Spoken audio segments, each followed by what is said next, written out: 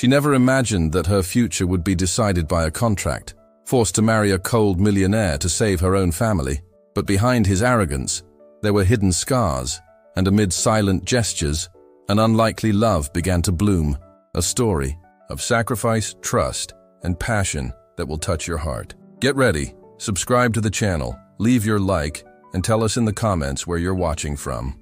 Rain lashed against the windows of the imposing glass and steel building in the heart of London's financial district. From the 40th floor, Emma Richardson contemplated the metropolis pulsing below, feeling strangely disconnected from all that movement. Her fingers drummed nervously on the drafting table, where sketches of her latest architectural restoration project remained unfinished. Her phone vibrated for the 5th time in less than 10 minutes, but she only had eyes for one message: urgent family meeting tonight. Something was very wrong.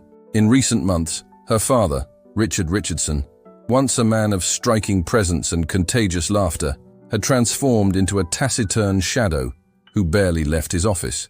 Her mother, Elizabeth, maintained a forced smile that didn't reach her eyes, which carried the weight of a secret that seemed to consume the entire family. The architecture studio was silent at that hour. Emma packed her materials with methodical care, a desperate attempt to control something amid the chaos she sensed.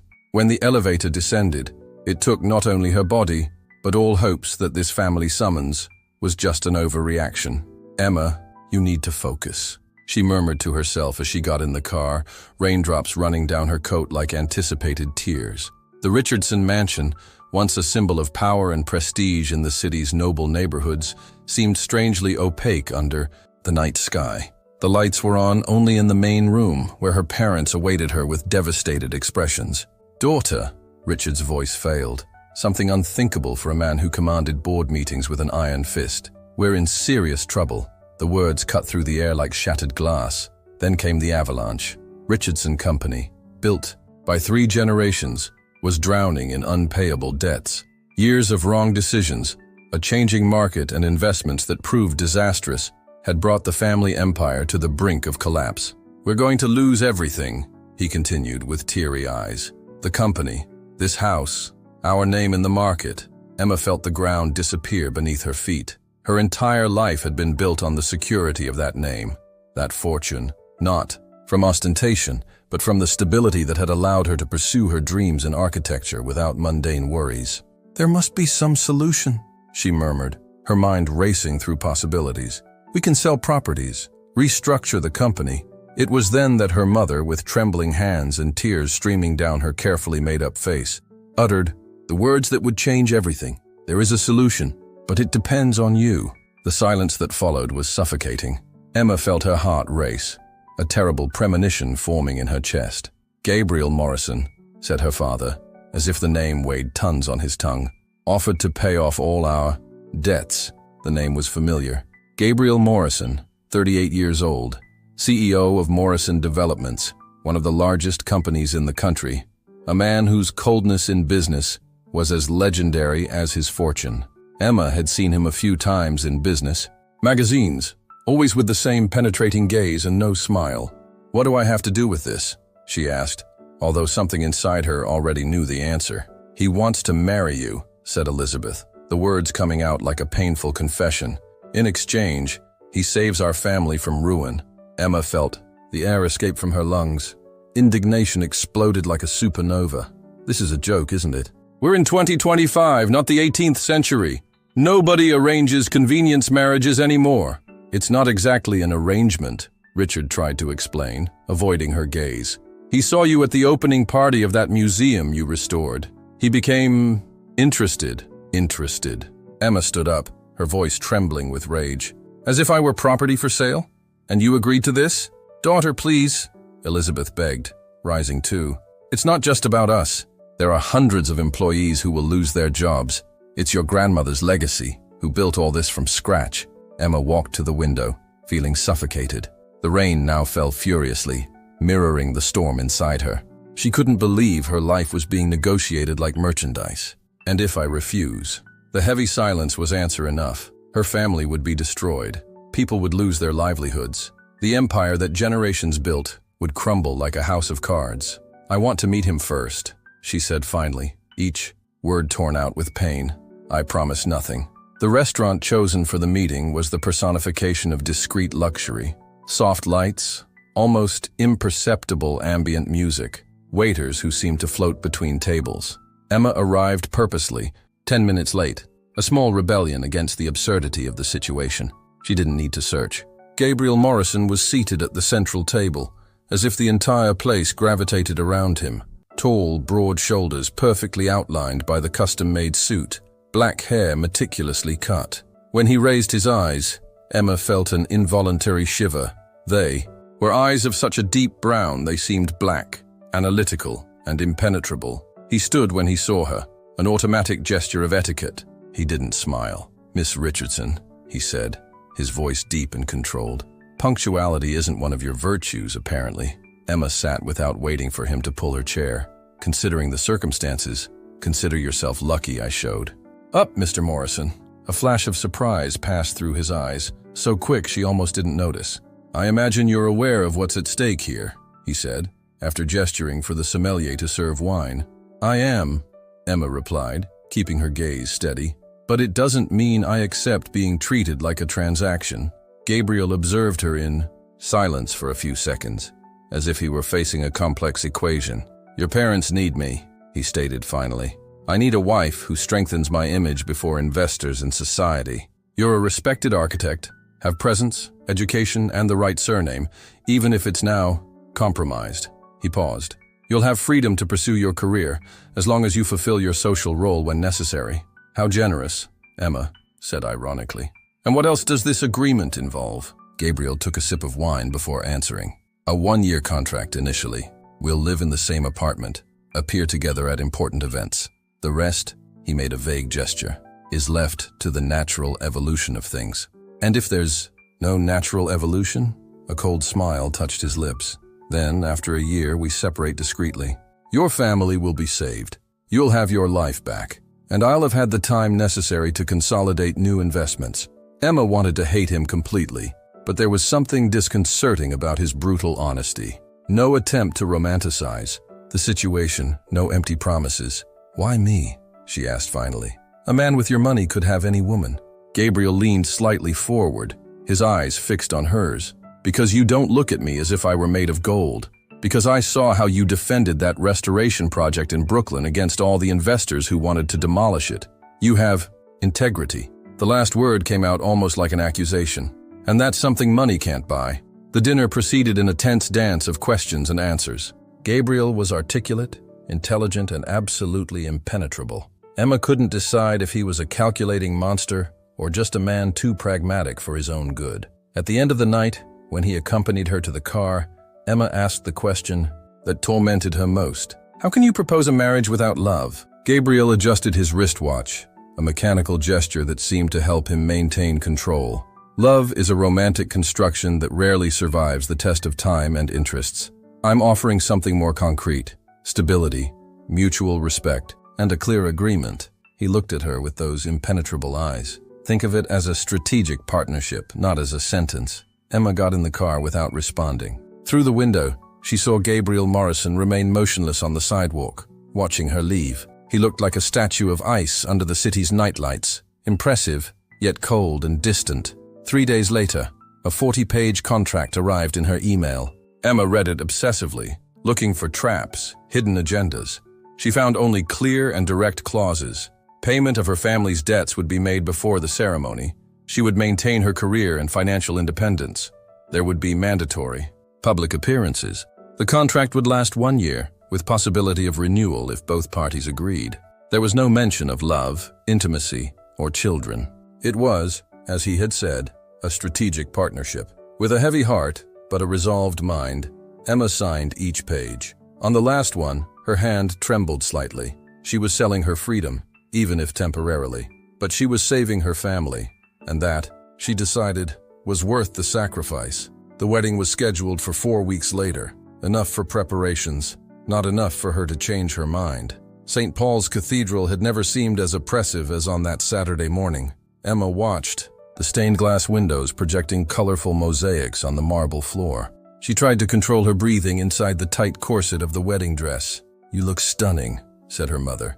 adjusting the delicate veil that framed her face. Emma forced a smile that didn't reach her eyes. The dress, an exclusive Valentino that Gabriel had sent without even asking her opinion, was indeed magnificent. Layers of French lace and Italian silk cascaded to the floor, creating an ethereal and elegant silhouette.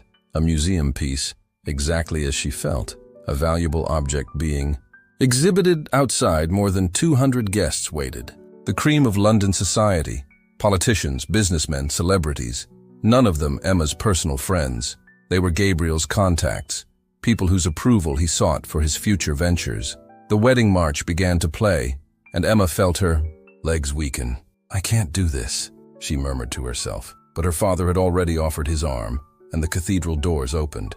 Cameras flashed, capturing every step down the aisle. Emma kept her gaze fixed ahead, where Gabriel waited beside the altar. He was impeccable in his tuxedo, as always, not a hair out of place. When their eyes met, she searched for some sign of emotion, of humanity. She found only the same controlled expression as always, although, for a fleeting instant, she noticed something resembling admiration in his eyes. The ceremony seemed to happen in slow motion and fast at the same time.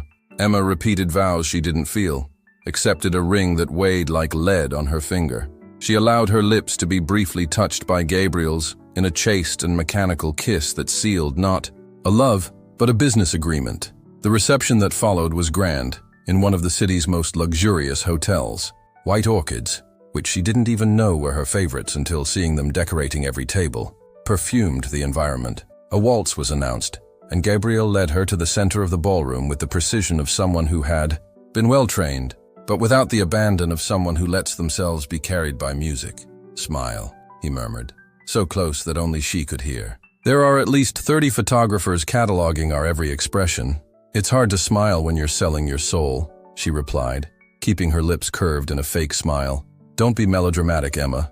It was the first time he used her first name, and the sound caused a strange sensation in her chest. "You didn't sell your soul. You just rented a bit of your time." The music ended, and they were swallowed by a wave of guests offering empty congratulations. Emma watched from a distance, her parents chatting animatedly with potential investors. At least they seemed lighter, as if a weight had been removed from their shoulders, the weight she now carried. Near midnight, when the party was still in full swing, Gabriel approached and discreetly asked if she would like to retire. Emma nodded, exhausted from the effort of keeping up appearances. They said goodbye to guests with the promise of a honeymoon in Greece. Another lie, as Gabriel had important meetings the following week and didn't plan to travel. His apartment, now theirs, occupied the top 2 floors of one of the most exclusive buildings on Park Lane. When the private elevator opened directly into the living room, Emma felt momentarily breathless, not from the opulence of the place, but from the complete absence of personality. Immaculate white walls, minimalist furniture in shades of gray and black, no photographs, no personal objects in sight. It was like entering a luxury apartment showroom, not a home. "Your room is this way," said Gabriel, guiding her down a hallway. "I had your things brought yesterday." "My room?" Emma couldn't hide her surprise. "So we'll have separate rooms."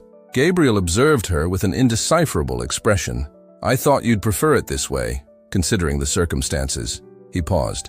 "Unless you have other expectations." Emma felt her face heat up. "No, it's perfect. Thank you for the consideration." Shadow of a smile passed across his lips. So quick, she could have imagined it. "Good night, Emma.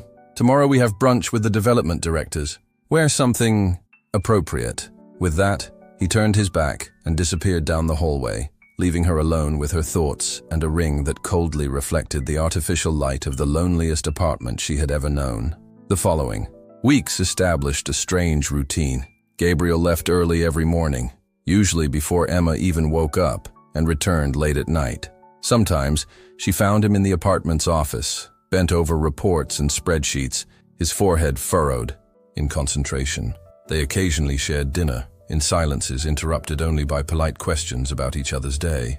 Emma continued working at the architecture studio, now with more projects than ever, since the Morrison name opened doors that were previously closed. On weekends, they fulfilled social commitments, charity dinners, inaugurations, corporate events. Gabriel was meticulous in presenting her as my wife, the architect Emma, always emphasizing her profession, as if he wanted to make clear to everyone that she had her own value beyond the marital title. Emma didn't know how to interpret these small gestures. Were they just part of the performance, or was there genuine respect behind them? The apartment, gradually, began to show signs of her presence. A colorful blanket over the austere sofa, architecture books piled on the coffee table, a small succulent on the kitchen counter. Gabriel never commented on these changes, but he also didn't remove them. 1 month after the wedding, Emma came home particularly exhausted. One of her projects was facing problems with the city council, and she had spent the entire day in fruitless meetings. Damn, she muttered upon noticing that her small plant on the balcony had died, probably from lack of water during her long work days. She didn't notice that Gabriel was watching her from the kitchen doorway, a glass of whiskey in his hand. The next morning, upon leaving for work, Emma almost tripped over a huge vase of white orchids left in front of her bedroom door. There was no card, no message. There didn't need to be. Only one person could have placed it there. During breakfast, she didn't mention the gift, and Gabriel remained absorbed in the digital newspaper on his tablet. But when their eyes briefly met across the table, something indefinable passed between them. Small gestures like this began to become more frequent. Her favorite teas mysteriously appeared in the pantry. A rare edition of an architecture book she had casually mentioned appeared on her nightstand. In the refrigerator, there were always fresh fruits and the juices she preferred. Gabriel never took credit for these gestures, and Emma never thanked him directly. It was as if both had established a silent code of communication that neither dared translate into words. One night, returning from a particularly tiring event, Gabriel received a call that left him visibly tense. Emma, who would normally give him space, surprised herself by asking, "Something wrong?" He looked at her as if he had forgotten her presence. "A project in Manchester has problems. I need to travel early tomorrow." "For how long?" 3 days, maybe 4. Emma nodded, trying to ignore the strange feeling of disappointment that invaded her. "I hope you resolve everything," she said, heading to her room. "Emma," he called, making her stop and turn. Gabriel seemed to be struggling internally with words. "Thank you for today. You handled the Chinese investors well." It was the first direct compliment he had given her. Emma felt her face heat up. "I just fulfilled my part in the agreement," she replied, repeating the words he used so often. Flash of something resembling hurt passed through his eyes, but was quickly replaced by the usual controlled expression. "Of course. Good night, Emma." She closed her bedroom door, leaning against it with her heart inexplicably racing. What was happening to her? Why did she care about that cold and calculating man's approval? Why suddenly did the prospect of 3 days without him seem so lonely? That night, Emma dreamed of dark brown eyes that, for a brief moment, had revealed vulnerability. The days without Gabriel were strangely empty. The apartment, which before seemed suffocating in its aseptic perfection, now echoed an oppressive silence. Emma found herself wandering through the rooms, observing his few personal objects: an antique pen on the desk, an expensive watch on the nightstand, a poetry book, surprisingly, half open on the sofa. On the third night, a violent storm hit London. Emma was working on her laptop when the lights flickered and went out completely. In the dark, she groped for her phone to use the flashlight when she heard the apartment door open. "Gabriel?" she called, surprised. "It's me," came the reply along with the sound of wet footsteps on the marble floor. "The storm is causing blackouts throughout the city." Emma followed his voice to the living room, where she found him drenched, his white shirt clinging to his body, his usually impeccable hair dripping over his face. "You're soaked," she noted, noticing how strangely vulnerable he seemed like this, disheveled and surprised by the darkness. "I thought you'd only return tomorrow." "The problems were resolved earlier," he explained without looking directly at her. "And there were indications of this storm. I didn't want you to be alone in case..." He didn't complete the sentence, but the unsaid hung between them. He didn't want her to be alone in case she got scared. "I'll get towels," said Emma, to break the moment of strange intimacy. In the dark, using only her phone's flashlight, she stumbled on one of the rugs. Gabriel caught her by the arm, preventing her fall. The contact, even through the fabric of her blouse, sent an electric current through her body. "Careful," he murmured, his voice lower than usual. They were very close now, their faces almost touching in the twilight. A particularly strong thunder shook the windows, making Emma startle. Involuntarily, she moved even closer to Gabriel, who, for a disconcerting moment, kept her close to him. Sorry, she moved away, embarrassed by her own reaction. I'm not very fond of storms. I know, he replied, surprising her. How could he know? You mentioned that in that Architecture magazine interview a few months ago. You said you grew up fearing storms because your old house had leaks. Emma blinked, astonished. He had read an interview of hers and remembered such a small detail before she could process this revelation. The lights came back on, revealing Gabriel standing very close to her, his eyes fixed on her face with an intensity she had never seen before. I'm going to take a shower, he said, breaking the spell of the moment. There are reports I need to review. And so the distance between them was re-established, as if those brief moments of proximity had never existed. However, something had changed. Emma felt it as she lay down that night, listening to the rain gradually diminish outside. The image of Gabriel returning early so as not to leave her alone during the storm, remembering an insignificant detail from an old interview. These pieces didn't fit the puzzle of the cold and calculating man she thought she knew. Who was, after all, Gabriel Morrison? And why, suddenly, did she feel such a great need to find out? The following weeks brought a subtle, almost imperceptible change in the dynamic between them. Gabriel still maintained his rigorous work routine, but now he occasionally asked about Emma's projects, even offering surprisingly insightful suggestions. One night, while Emma worked late on a complicated drawing at the living room table, Gabriel approached silently with 2 wine glasses. You seem frustrated, he commented, offering her one of the glasses. Emma sighed, accepting the drink. This client wants the impossible, a structure that appears to float, but costs the same as a conventional building. Gabriel leaned over the drawing, observing it with genuine interest. Have you considered using steel cables camouflaged by vegetation? He suggested, surprising her with his technical knowledge. It would create the illusion of lightness without compromising structure or exploding the budget. Emma stared at him, amazed. How do you know that? An almost imperceptible smile touched his lips. I build buildings, Emma. It would be imprudent not to understand how they work. She smiled back, for the first time feeling truly at ease with him. It's a great idea. Thank you. They worked together for hours, Gabriel contributing practical insights about costs and materials, Emma explaining her artistic visions. When they finally finished, it was past midnight. We make a good team, she commented, stretching her arms. To relieve tension, Gabriel observed her with an indecipherable expression. Yes, he agreed simply, before retiring to his room. The next morning, Emma woke to the sound of gentle rain against the window. Upon entering the kitchen, she found Gabriel already dressed for work, preparing coffee. Good morning, he said, extending her a cup. Coffee, no sugar, with a touch of cinnamon. That's how you like it, right? Emma accepted the cup, again surprised by this small detail he had noticed. Right, thank you. They drank coffee in a silence that, for the first time, didn't seem charged with tension. It was almost comfortable. I have a meeting with potential investors tonight, Gabriel informed, checking his watch. I'd like you to accompany me. It wasn't an uncommon request. Part of their agreement included appearing together at professional events. What was unusual was how he added, unless you're too busy with your project, I can go alone if you prefer. It was the first time he gave her a choice. No, I can go, she replied, feeling strangely rewarded by the brief smile he gave her before leaving. The meeting, held at an exclusive restaurant, was predictable in its dynamic of power and negotiation.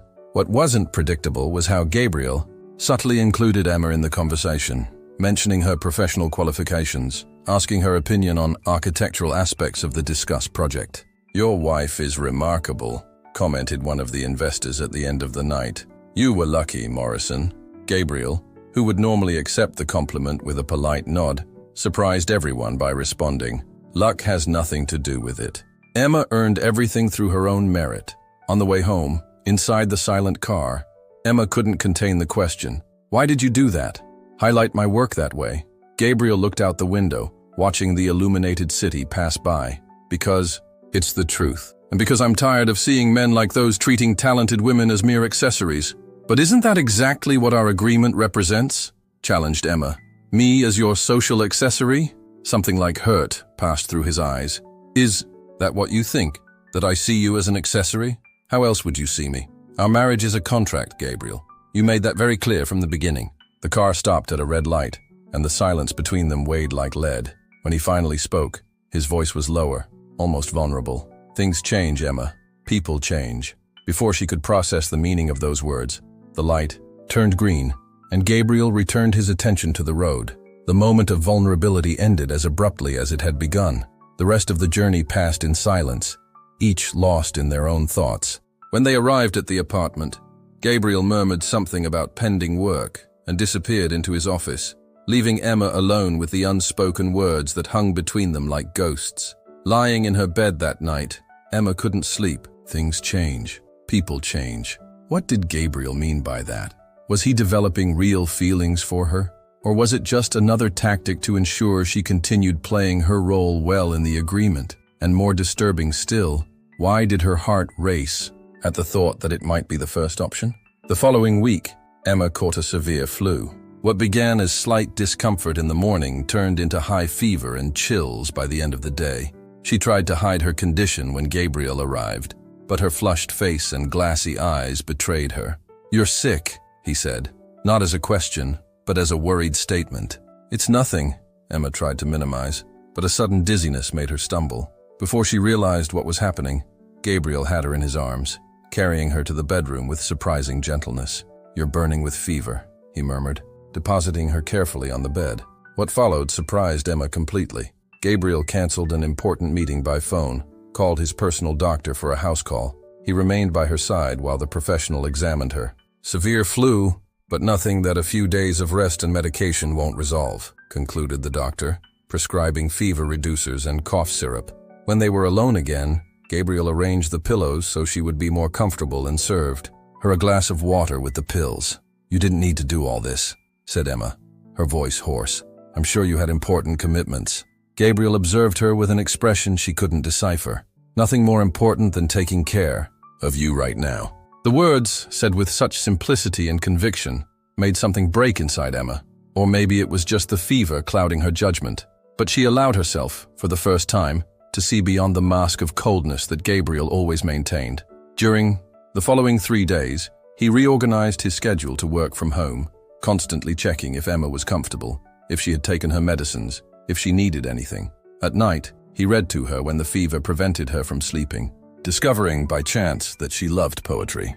"I never imagined you would read Pablo Neruda," commented Emma, drowsy under the effect of medications, while he recited verses from 20 love poems. An enigmatic smile touched Gabriel's lips. "There are many things about me you can't imagine, Emma." When she finally recovered, something had definitely changed between them. The distance carefully maintained in the first months seemed to have diminished, as if the illness had torn down an invisible wall. They began to have dinner together regularly, not just when they had social commitments. Conversations that were once formal and superficial now extended for hours. They covered everything from architecture and business to literature, films, and childhood memories. "My father was very rigid," Gabriel told her one night, while they shared a bottle of wine on the balcony. "He believed that showing emotions was a sign of weakness. Businessmen don't cry, don't waver, don't show vulnerability," he used to say. "That explains a lot about you," observed Emma, without accusation in her voice, just understanding. Gabriel looked at her intensely. "What exactly does that explain? That armor you wear, that absolute control over everything and everyone?" She paused. "Including your feelings." He looked away to the illuminated city below them. "Maybe it is armor, yes, but it protected me for many years." "From what?" The question hung between them, loaded with meanings. "From getting hurt," Gabriel finally replied, his voice almost a whisper. "From trusting and being betrayed." Emma felt a knot in her throat. There was a story there, an old wound he carried. "What happened?" she asked softly. Gabriel remained silent, for so long that she thought he wouldn't answer. When he finally spoke, his voice contained pain he clearly tried to control. "I was young, recently graduated, beginning to expand the family business. I met a woman. I believed it was love." He gave a bitter smile. "I shared everything with her, my plans, my fears, my business strategies. 3 years later, I discovered she was passing information to a competitor. She didn't just betray my trust, but almost destroyed everything my family built." Emma felt a wave of compassion. "So you decided not to trust anyone anymore." "I decided to be more selective with my trust," Gabriel corrected, looking at her with an intensity that made Her heart raced, and with my feelings, something unsaid hung between them, an almost tangible confession. Emma felt an almost irresistible urge to touch his face, to break the last barrier that separated them. But fear, hers or his she couldn't tell, kept her hands motionless. The moment passed when Gabriel's phone rang, bringing them back to reality. He answered, immediately resuming his professional posture. Emma retired to her room, confused by the whirlwind of emotions that consumed her. She could no longer deny to herself. She was falling in love with the man she had married for convenience. The tension between them grew each day, like a rope stretched to its limit. Small accidental touches sent shivers through their skin. Gazes lingered longer than necessary. Silences became charged with unexpressed possibilities. Emma tried to rationalize her feelings. It was just forced cohabitation, she told herself.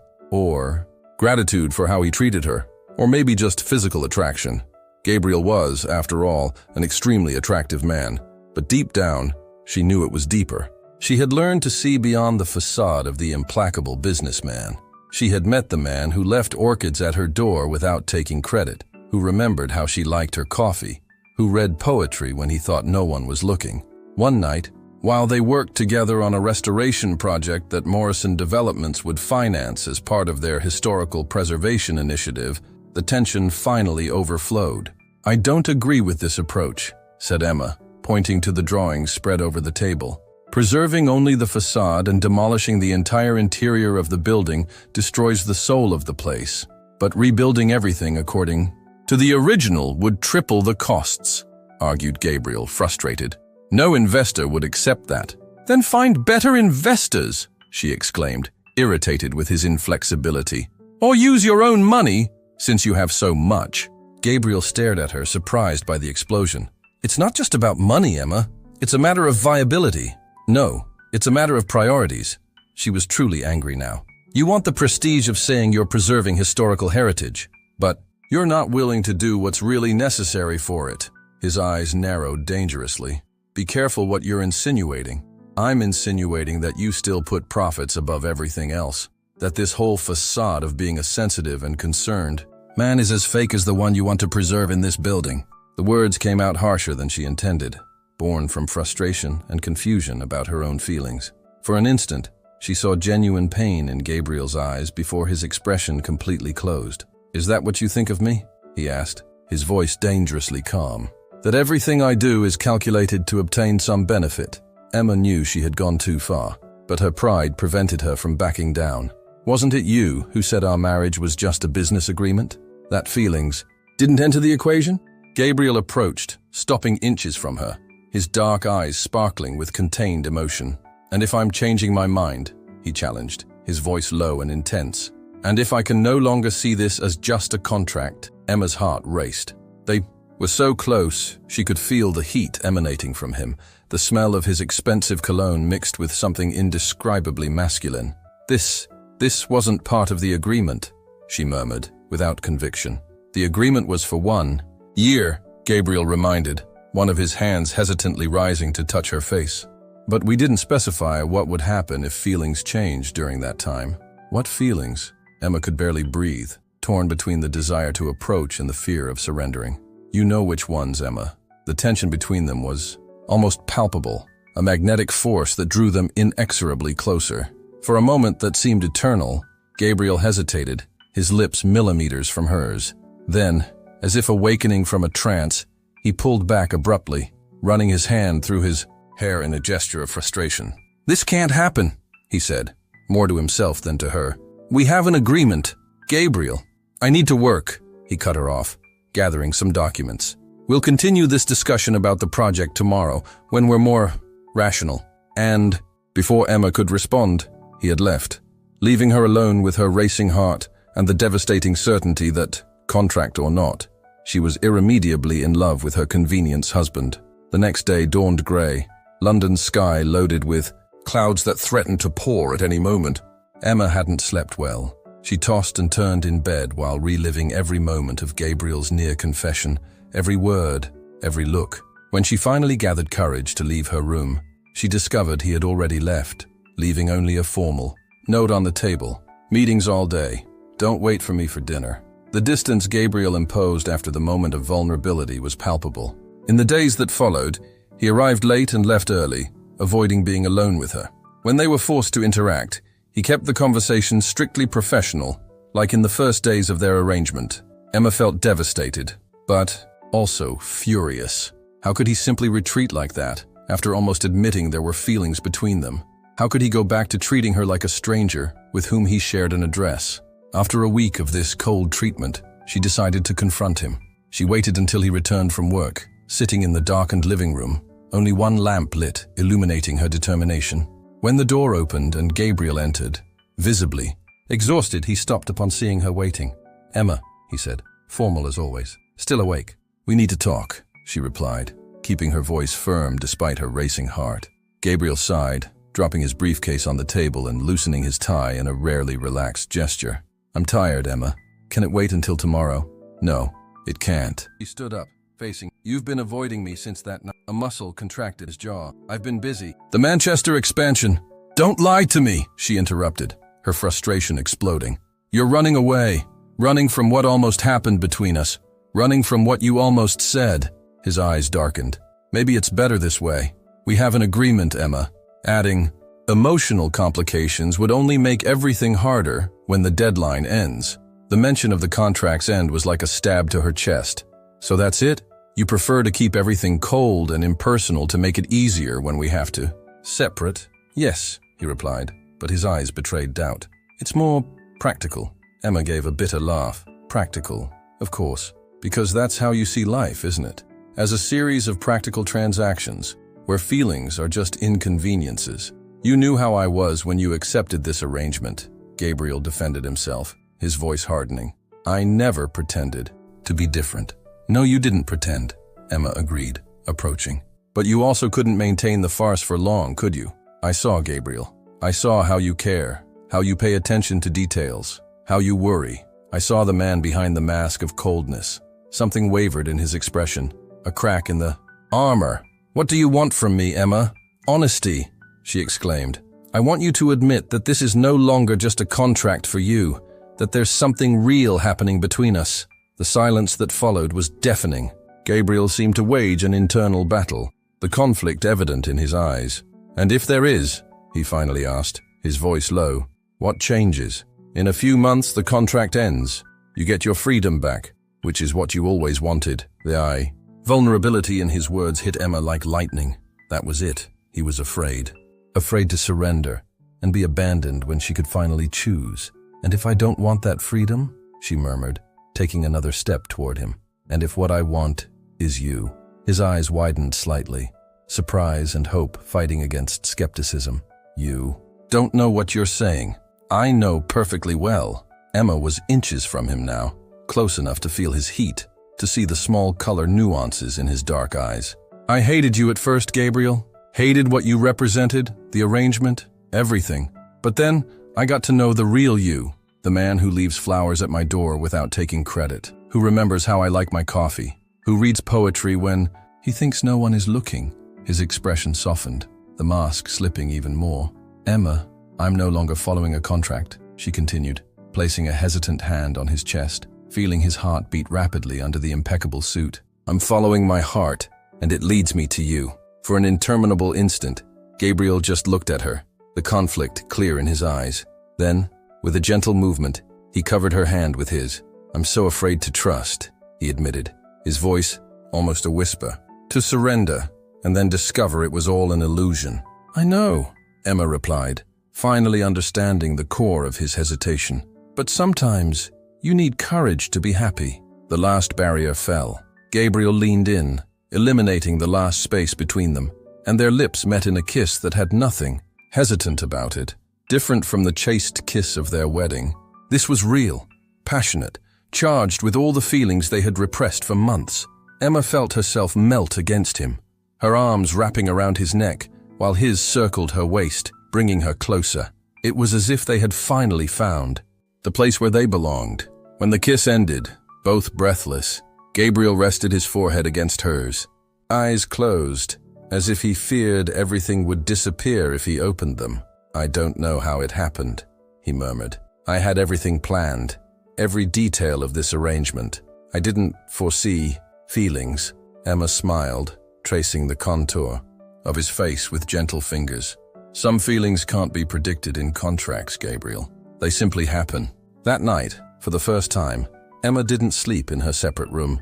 She fell asleep in Gabriel's arms, feeling finally at home, not in the luxurious apartment, but next to the man she had learned to love against all odds. The following weeks brought a complete transformation in their relationship. The apartment, once so cold and impersonal, began to come alive. Photos of them in happy moments appeared on the walls. Books mixed on the shelves. The kitchen, rarely used, became a space for culinary experiments on weekends. Gabriel revealed himself to be a different man when he allowed the armor to fall completely. He was still determined and focused on his work, but now he smiled more easily, laughed without reservations, and didn't hesitate to show affection. His hands always found hers. His eyes followed her with a mixture of admiration and desire. They began to plan trips, to dream of joint projects. Emma presented the idea of a foundation to restore historic buildings in underserved areas. Gabriel not only supported it, but expanded the vision, suggesting a professional training program for young people interested in architectural preservation. The fee, contract, which once seemed like a sentence, was completely forgotten, or so Emma thought. Until on a Sunday morning, while they prepared coffee together, Gabriel casually mentioned, "The contract expires in 2 weeks." Emma froze, the coffee cup suspended in the air. The casual tone couldn't disguise the weight of those words. "And?" she asked, trying to keep her own voice light. Gabriel avoided her gaze, concentrating on cutting fruit with unnecessary precision. "We need to decide what to do." A chill spread through Emma's chest. After everything they had lived, after all the declarations of love and plans for the future, he still thought in terms of contract? "I thought we had already decided," she said, placing the cup on the table with more force than necessary. "I thought we were together because we love each other, not because of a signed paper." Gabriel finally looked at her, a complex expression on his face. "I love you, Emma, more than I ever thought it possible to love someone." He paused, choosing words carefully. "But when we signed that contract, you were under pressure. Your family was at risk. It wasn't a truly free choice." Emma began to protest, but he raised a hand, asking her to let him continue. "The contract gave you a guaranteed exit after 1 year, a chance to recover your life, your independence." His dark eyes were intense, almost painful in their sincerity. "I need to be sure you're with me because you want to be, not because you feel obligated by the situation we created." Emma's initial irritation dissolved before the vulnerability she saw in him. Even now, after everything, Gabriel still feared not being freely chosen. "Gabriel Morrison," she said, going around the table to stand face to face with him. "I choose you, not from obligation, not from gratitude, but because I love you, because I can no longer imagine my life without you in it." She saw relief course through his face, followed by a wave of emotion so intense it left her breathless. "Then," he continued, taking her hands in his, "when the contract expires, we can burn it together and start something new. Not an agreement, but a real partnership, a true marriage." Emma's heart expanded with so much love, it seemed impossible to contain it in her chest. "Yes," she replied simply, knowing no other word was necessary. Gabriel pulled her into a tight embrace, burying his face in her hair. "I never thought I'd find this," he murmured. "Someone who would see me beyond the defenses, beyond the money and power. Someone who would choose me for who I am, with all my flaws. And I never imagined that a business agreement would bring me the greatest love of my life," she replied, smiling against his chest. 2 weeks later, on the exact date the contract expired, they held a small private ceremony on the apartment balcony. Only Emma's parents and some close friends attended. This time, there were no cameras, no powerful guests, no designer dress she hadn't chosen. Emma wore a simple ivory silk dress, and in her hair, a crown of small white orchids. Gabriel, visibly moved, exchanged vows that this time came from the heart, not from a legal document drafted by lawyers. When the sun began to set over the city, coloring the sky with shades of pink and orange, they lit a small fire in a brazier on the balcony. Together, they threw the contract that had begun their journey into the flames. "To new beginnings," said Gabriel, watching the pages turn to ashes. "And to loves that are born in the most unexpected places," completed Emma, intertwining her fingers with his. That night, under a starry sky, they danced slowly to the sound of music that spoke of finding love in the most unlikely circumstances. They were no longer a man who had bought a wife and a woman who had sold herself to save her family. They were simply Gabriel and Emma, two hearts that had found in each other the half they didn't know they were looking for. The moon bathed the balcony with its silver light when Gabriel led Emma inside, his eyes never leaving hers. There was a new intimacy between them, a connection that went far beyond the physical. It was as if, finally free from the weight of the contract, they could truly see each other completely for the first time. "I have a gift for you," said Gabriel, his voice softer than Emma had ever heard. He led her to his office, a room that, months before, had been his isolated refuge. Now, even that space showed signs of her presence. A plant in the corner, architecture books on the shelves, a forgotten shawl over the armchair. Gabriel opened a desk drawer and removed a small package. "It's nothing grandiose," he explained, seeming almost nervous, something rare for him. "But I wanted it to have special meaning." Emma unwrapped the package carefully, revealing a small carved wooden box. Upon opening it, she found a delicate silver necklace with a pendant that combined two intertwined initials, G and E. "I had this made at a small jewelry shop in Bath," explained Gabriel, "during that trip we took for your restoration project. While you were busy with the historic mansion measurements, I slipped away to commission this." Emma felt her eyes well up. That trip had happened 3 months ago, when they were still pretending to everyone that their marriage was just a convenient facade. "You already knew then?" she asked, moved. "You already knew you wanted to continue with me after the contract ended?" Gabriel held her face in his hands, his eyes revealing a vulnerability he had previously hidden at all costs. "I think I knew from the moment I saw you feverish that night, so fragile and yet so strong. When I realized I would cancel any meeting, abandon any business, just to stay by your side." He paused, the words coming out with difficulty, as if opening a long-sealed vault. "I was so afraid to admit it, even to myself. The man who controlled everything was completely out of control when it came to you." Emma let him place the necklace around her neck, the cold silver against her warm skin like a reminder of the distance they had traveled. From ice to heat, from distrust to total surrender. "Do you know what made me realize I was in love with you?" she asked, touching the pendant with her fingertips. Gabriel shook his head, genuinely curious. "It was that Sunday morning, when I found you in the kitchen trying to make pancakes, because I had mentioned the day before that I missed the breakfast my grandmother used to prepare." She smiled at the memory. "You were covered in flour, frustrated, because the batter wouldn't turn out right, and yet so determined. The powerful Gabriel Morrison, who closes million-dollar deals without blinking, struggling with a simple pancake recipe just to make me happy." He laughed, a sound that had become more frequent in recent months, more natural, more free. "They were the worst pancakes in history," he admitted, pulling her closer. "But they were made with love," completed Emma, wrapping her arms around his neck. "And that made them perfect." They kissed under the soft light of the lamp, all barriers finally demolished, all armor abandoned. There was no longer the calculating businessman and the architect forced into an agreement. There was just a man and woman who had found each other on the most unlikely path. Against all odds, they had fallen in love. The next morning, Emma woke to the sound of gentle rain against the window and the aroma of fresh coffee. She found Gabriel in the kitchen, wearing only pajama pants, preparing an elaborate breakfast.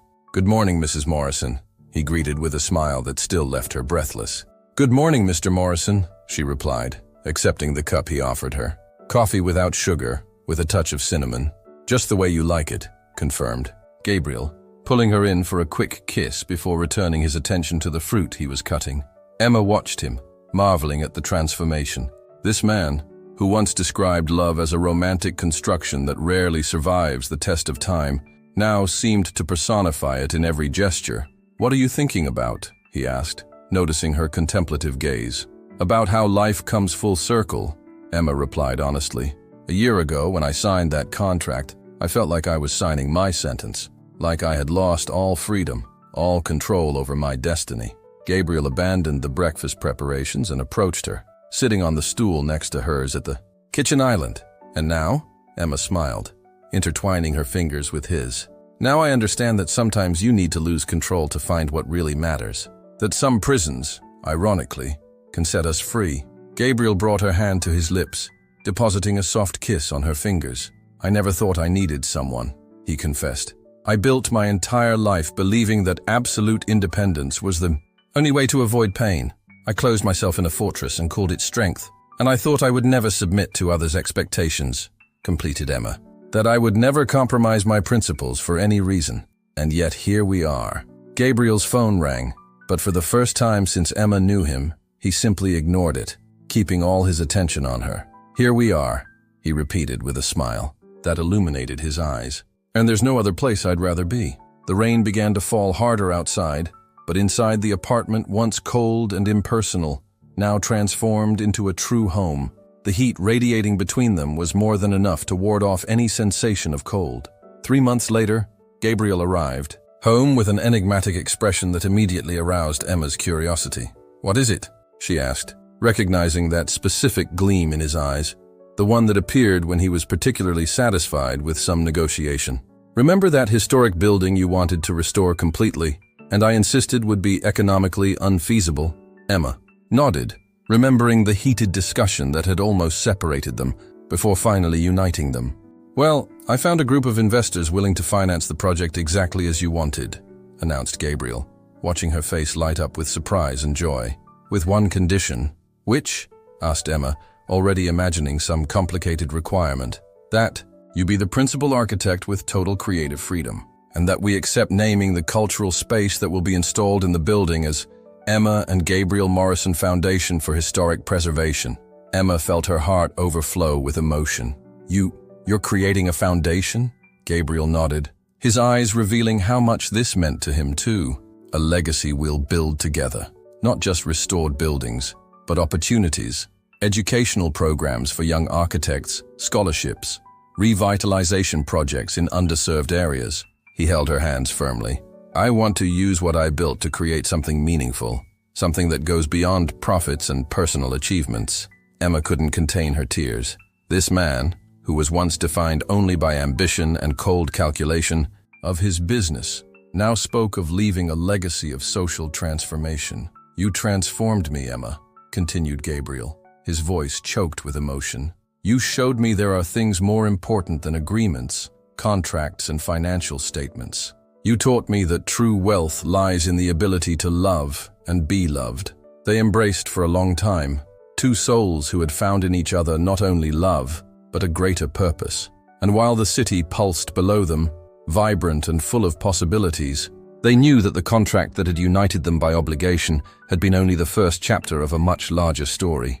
A story of discovery, transformation, and true love that, like the best stories, was just beginning. A story that proved that, even in the most unlikely circumstances, even in hearts most protected by thick layers of ice, love finds a way. Because when two souls are destined to meet, not even the coldest contracts can prevent spring from blooming in their hearts.